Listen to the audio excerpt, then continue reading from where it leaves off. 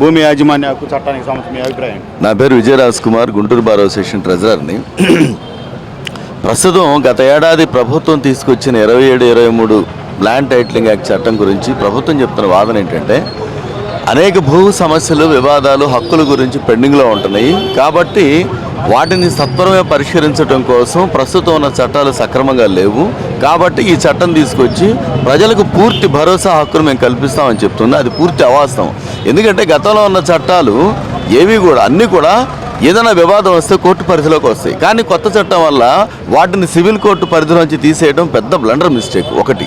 రెండోది ఏంటంటే, సివిల్ వివాదాలు కోర్టులో పెండింగ్లో ఉండటానికి కేవలం ప్రభుత్వ నిర్లక్ష్యపు వైఖరి, రెవెన్యూ శాఖ అవకతవకలు, తప్పుడు తడకే తప్ప ఇందులో ఏ విధంగా కూడా వేరే కారణం లేదు. ల్యాండ్ యాక్ట్ తీసుకురాకముందు వీళ్ళు చెప్తున్నటువంటి సివిల్ దావాలు పెండింగ్లో ఉండడానికి కారణం వాళ్ళు చెప్తున్నారు. ఏం చెప్తున్నారంటే, అనేక వివాదాలు వస్తున్నాయి ఆస్తి హక్కు గురించి అంటున్నారు. వాస్తవంగా మనకి బ్రిటిష్ వాడు ఎప్పుడో 70-80 సంవత్సరాల క్రితం తీసుకొచ్చిన చట్టం వల్ల మనకేం చెప్తుందంటే, ఏ ప్రాపర్టీ అయినా రిజిస్ట్రేషన్ చేయాలంటే రెవెన్యూ వాళ్ళని రిజిస్టర్ ఆఫీస్ వాడు రిక్వెస్ట్ పెట్టాలి. పెట్టినప్పుడు రెవెన్యూ వాడు ఏం చేస్తాడంటే, వెరిఫై చేసి ఇది ఆర్ఎస్ఆర్ కాపీ 1928 సవరణ చట్టం ప్రకారం సవరణ చేసి ఈ హక్కు అతనికి ఉందా లేదో చెప్తాడు. చెప్పిన మరుక్షణం వాడు అమ్మటం కానీ, గిఫ్ట్ కానీ, వీలునామాగా దేనికైనా అప్లికబుల్ అవుద్ది.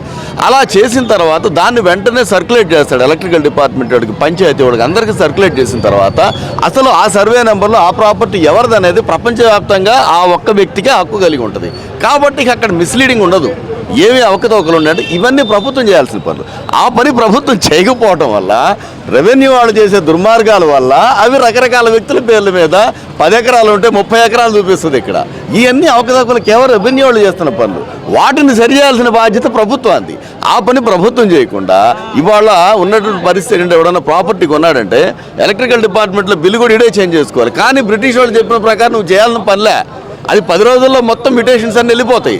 కాబట్టి ఇవన్నీ ప్రభుత్వం నిర్లక్ష్యం వహించి ఈ సివిల్ లావాలు ఇన్ని కుప్పలు తెప్పలుగా రావడానికి కారణం ప్రభుత్వం అయ్యుండి, దాన్ని చేసుకొని పక్కదారి పట్టించి భూ కబ్జా చేసే ఉద్దేశంతో ఈ పని చేస్తుంది తప్ప వేరేదేం కాదు.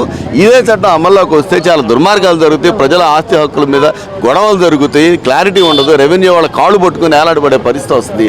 కాబట్టి ఎటువంటి న్యాయపరమైనటువంటి నిర్ణయం ఉండదు. కాబట్టి దీన్ని ఎట్టి పరిస్థితుల్లో కూడా ప్రభుత్వం వెనక్కి తీసుకోవాలి. లేదనుకుంటే అప్పుడు దాకా న్యాయవాదులు పోరాటం చేస్తారు. ఈ దేశానికి స్వాతంత్రాన్ని తీసుకొచ్చిన న్యాయవాదులకు అది ఎలా కాపాడుకోవాలో బాగా తెలుసని ప్రభుత్వానికి ఈ విషయంలో హెచ్చరిస్తున్నాం. Thank you very much.